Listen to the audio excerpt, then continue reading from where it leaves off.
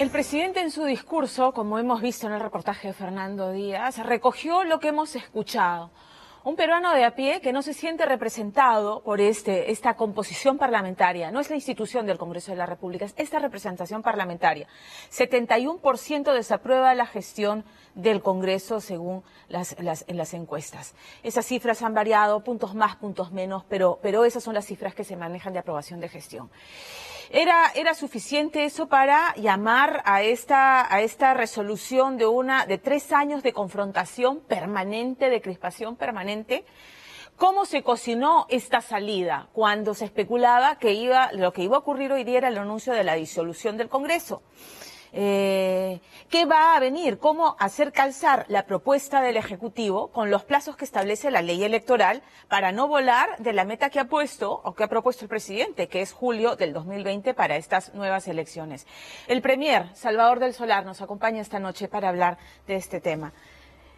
Premier, ¿cómo está? Buenas noches, bienvenido. Buenas noches y feliz 28 a ti y a todos tus televidentes. ¿Podemos mantener espíritu festivo pese a lo que ha ocurrido hoy en el Congreso? Absolutamente, absolutamente. Lo que ha ocurrido hoy en el Congreso, el discurso del presidente, apunta a un Perú diferente. A ese mismo Perú del Mundial, a ese Perú de la Copa América, a ese extraordinario Perú de la inauguración de los Juegos Panamericanos, que demuestra todo lo que podemos hacer los peruanos cuando nos unimos. A eso apunta un gesto de altísimo desprendimiento del presidente, que como tú decías, cuando todo el mundo esperaba que hubiera un anuncio de disolución del Congreso, de cierre, lo que el presidente dice es, ¿qué tal si ponemos al país por encima y dejamos atrás 3 años de confrontación política que no benefician a nadie y nos vamos todos de manera ordenada?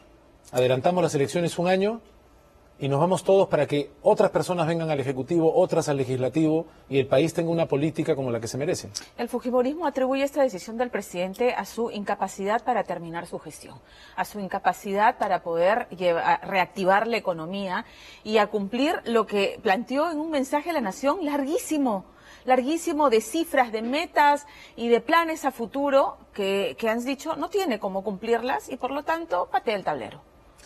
El fujimorismo o otros partidos que se han aliado con la mayoría parlamentaria han soltado la idea de que el presidente Vizcarra es un dictador que quería cerrar el Congreso. Estaba mal cerrar el Congreso. Nosotros como gobierno hemos considerado que es esencial respetar la Constitución y cuando dentro del marco de la Constitución proponemos una modificación que permita un adelanto de elecciones, como por ejemplo también apoyó el fujimorismo en el año 2000, porque Marta Hildebrand presidía el Congreso y me parece que Luz Salgado era vicepresidenta y firmaron ese camino, ahora dicen que el presidente no se siente capaz de terminar su gobierno.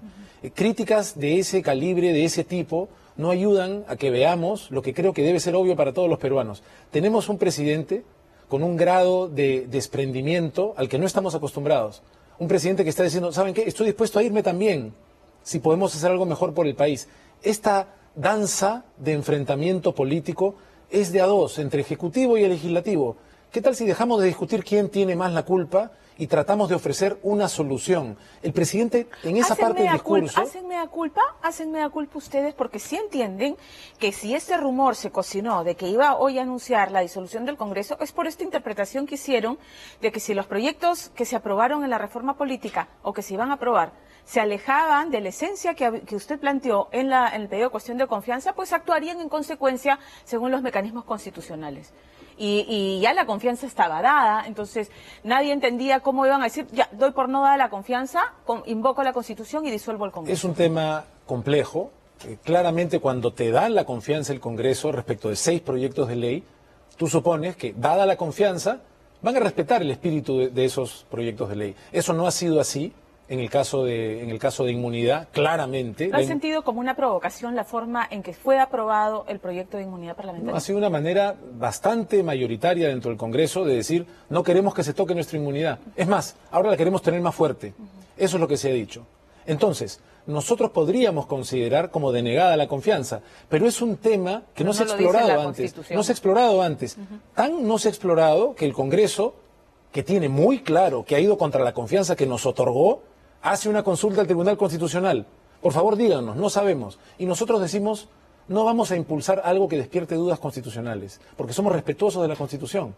Pero tenemos que hacer algo con una actividad política de lo que los peruanos están hartos. Y estamos hartos con toda razón.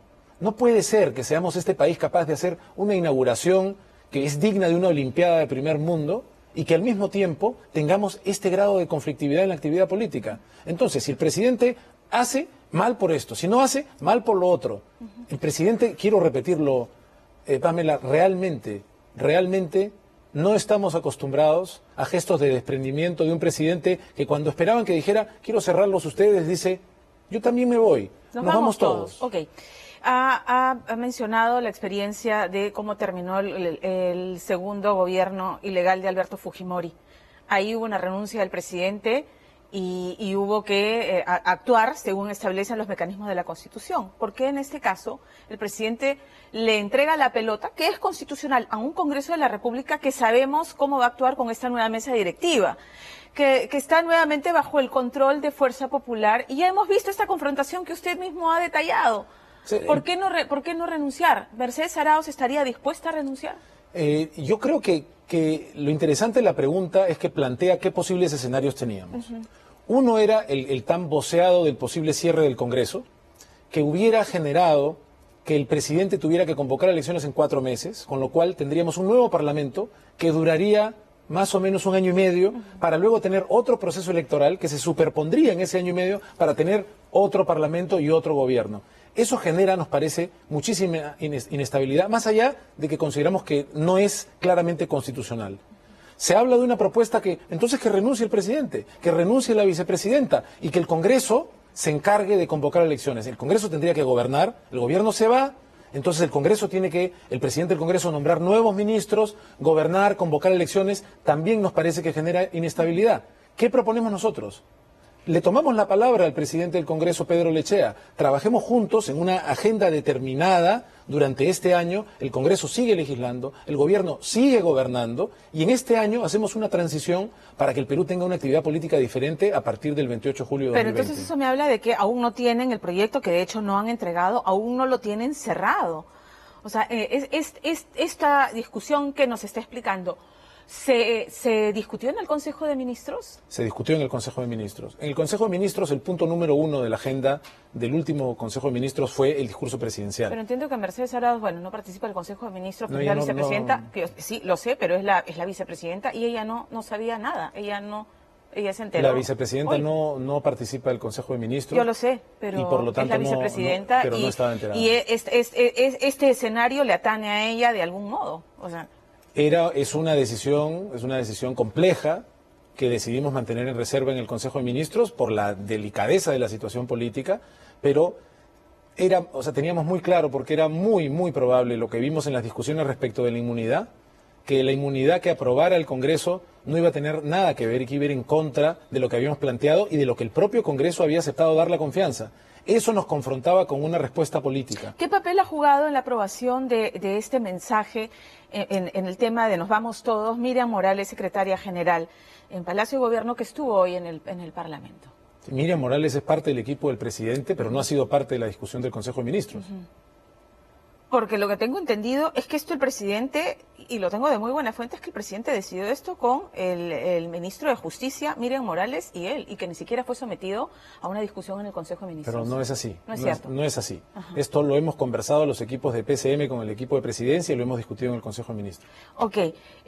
Usted ha dicho más temprano que revisarán el tema otra vez mañana. Entonces, esto no es un tema que está cerrado. Esto me genera cierta incertidumbre de que las cosas no están suficientemente claras en una decisión tan radical como Nos Vamos Todos. Las cosas están muy claras y hemos mencionado además la experiencia del año 2000 porque es en el mismo sentido que se hace la propuesta, en un sentido de reforma constitucional con disposiciones transitorias que ya ha sido elaborado, ya ha sido conversado y que es el camino que creemos que nos puede dar la salida. Es decir, es totalmente constitucional, implica la colaboración del Congreso, esto está en la cancha del Congreso. Así sucedió en el año 2000. De las reacciones que he escuchado, ¿cree que ese es el tenor en el Congreso de la República ahora? Han emitido un comunicado que ya algunos congresistas han dicho no es... No, nosotros no lo hemos suscrito, Marisa Aglave ha dicho, en el que dicen que actuarán según los cauces constitucionales, atribuyendo a la crisis que estamos atravesando exclusivamente al presidente de la República.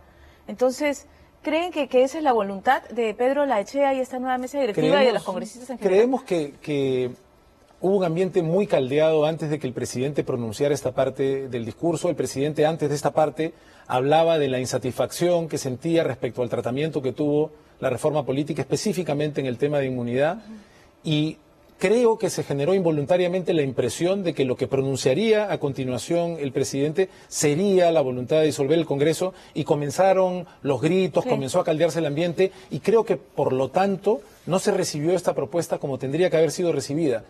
Espero que el día de mañana con más tranquilidad se pueda evaluar con serenidad y decir, esta no es una propuesta contra el Congreso, el propio Ejecutivo está diciendo, vámonos todos por el país. ¿Cómo resolver el asunto de los plazos si la ley electoral pide 180 días para que este proceso electoral se lleve a cabo y que se sume el referéndum? Con eso volamos para julio del 2020. Tendríamos que hacer como hicimos en el año 2000, es decir, hacer un esfuerzo conjunto, acortar de manera acordada algunos plazos, así lo hicimos en el 2000. El plazo que necesitaríamos sería el plazo promedio que usábamos antes para los procesos electorales, es decir, sería ajustado, pero totalmente posible si hay voluntad política. Ahora, las reformas políticas que se han discutido y que se han aprobado no aplicarían en el nuevo proceso electoral. Es parte, toda la batalla que ha desencadenado finalmente en este predicamento, en ese entrampamiento, fue por esas reformas políticas que no se van a poder aplicar. ¿No Yo es una creo que es parte frustración para ustedes? de una discusión que hay que tener. Yo creo que no necesariamente es exacto. Por ejemplo, de aprobarse la segunda votación de los impedimentos, perfectamente se pueden aplicar los impedimentos para postular de personas con una sentencia penal en primera instancia. Por ejemplo, inscripción y cancelación de partidos políticos, perfectamente pueden aplicarse. Las primarias, lo que buscamos son partidos más consolidados, con gente más potable. Quizá las internas, por una cuestión de plazos, sean complicadas, pero creo que con voluntad, incluso el tema de paridad y alternancia podría ser parte. Primero, tenemos que generar un consenso suficiente para que esta salida constitucional de consenso con el Congreso se haga un camino. Están esperando bastante de este Congreso porque los han dejado con sangre en el ojo. ¿Es consciente de eso? No es una novedad, es decir, ha habido más de un momento de irascibilidad en el Congreso, de mucha fricción entre el Congreso y el Ejecutivo. Creo que no es momento de ponernos a discutir quién ha generado el conflicto. Cada uno de nosotros tiene su opinión y lo que estamos tratando de hacer es ofrecer una salida. Creemos que la gente está cansada de cómo ve la actividad política en nuestro país y este es un esfuerzo con una gran dosis de desprendimiento de un presidente que acortaría su propio mandato para tratar de buscar una salida por el bien del país. Bueno, y todos deseamos que sea una salida, una transición pacífica y dentro de los cauces constitucionales. Premier, muchas gracias por estar con nosotros. Muchísimas gracias. Y no quisiera despedirme simplemente sin hacer una reflexión. Somos un país que ha demostrado que es capaz de conseguir cualquier objetivo. Podemos tener una actividad política mejor. Por las circunstancias que sea, estos 3 años no han sido positivos y creemos que esta es una buena propuesta para que la actividad política mejore, para que la estabilidad y la confianza económica se sume y para que sigamos en la senda de un país que se merece estar mejor que como estamos ahora. Es lo que deseamos todos. Gracias. Muchas gracias.